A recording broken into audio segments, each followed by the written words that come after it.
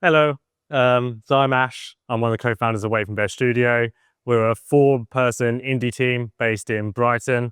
As Bowen said, Dan and Lucy are here with me as well. Matt's ill, unfortunately, so can't be here. But as Bowen said, we're working on a VR game now. We've got 5 headsets on us today, so I'll try not to ramble on too long.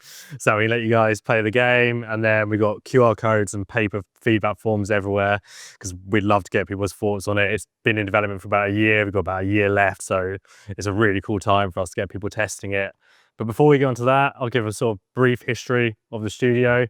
I'll go way back because I think that'll be most useful for you guys. So the very first version of Stuffed, our first game, started as a prototype when we were at university. So Matt and Lucy, between their second and third year, were offered the chance to go take a placement year, work at another studio. And they were applying for a bunch of studios and found a lot of them were just 4 to 10 people team. So kind of bravely, kind of naively went, well, we can do this, even though they were just students. So decided to take a year out and try and make a game. And the whole sort of thought process behind that at the time was just to build a portfolio piece that could help them get jobs after university. At that point, they wrote Dan in away from his studies to start coding on the game as well.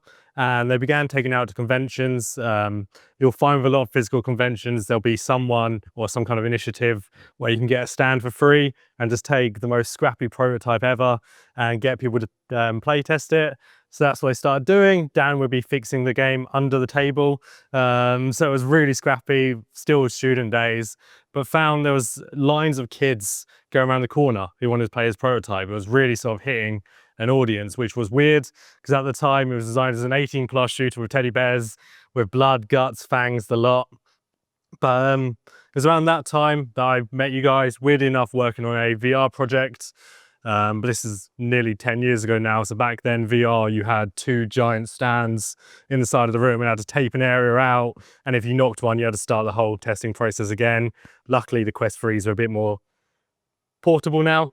But you guys were still sort of looking for funding, and that was when we reached out to a incubator down in Cornwall.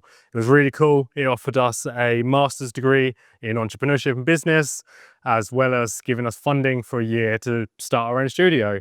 So I got a call from Matt going, do you want to move to Cornwall? I went, yeah, the job market after uni is a bit tough. Let's do it. 7 years later, I'm still working with them.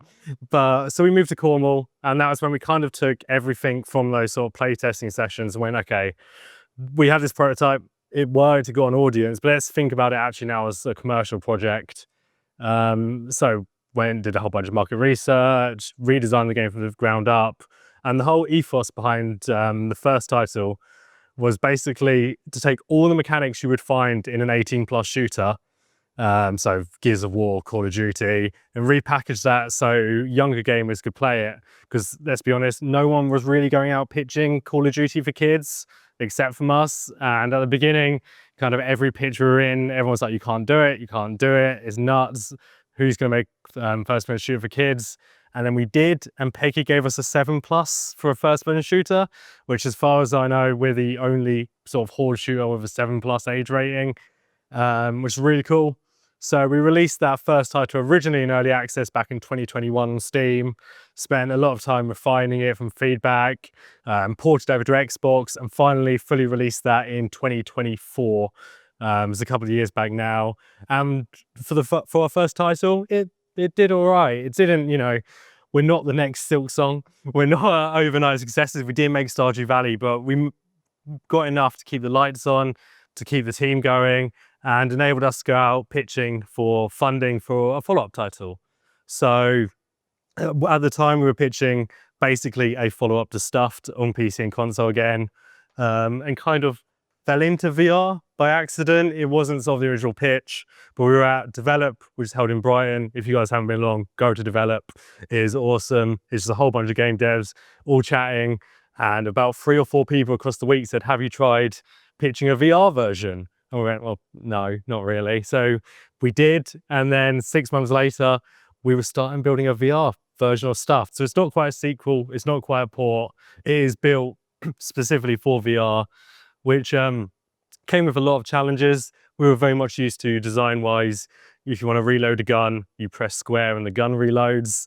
Whereas in VR, I was trying to think about how we could do it all with hand movements, getting you to actually physically reload weapons, trying to make that feel really nice. That's something we're still refining and working on. We showcased this game like 2 weeks ago and then really quickly made quite some changes to how that works. So it'd be really cool to see what you guys think of that. And then we had to basically redo all the art from the ground up. We built it for PC first. Porting it over to Xbox was an absolute nightmare. We just about managed to get it past the 30 FPS requirements, and then basically started building something as powerful as this with a minimum 72 frames per second requirement. So it's been a lot of work, but we've been doing it for about a year now. This is the second time we've taken it out to showcase people. We're really proud of it.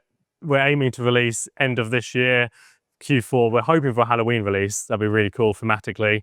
If not, Christmas. But yeah, depends. Game development takes longer than you think. But I don't know how long I've been rambling on for, but it'd be really cool to get you guys to test. So we'll get some headsets set up. We're going to cast one of the headsets on the back screen there, so people who aren't testing can still see what's going on. And we've got some QR codes and some feedback forms. And then us three are around to ask us anything about how we got started, challenges we've had. We know what not to do, but not what to do. So we can't give the best advice, but we can chat. And they don't bite, they're friendly. But yeah, thank you very much everyone for having us. Thanks Bowen and Adam for organising it. Thanks everyone for the last minute fixes to the room to get stuff projecting. And thank you guys for coming. Really appreciate it. Thank you.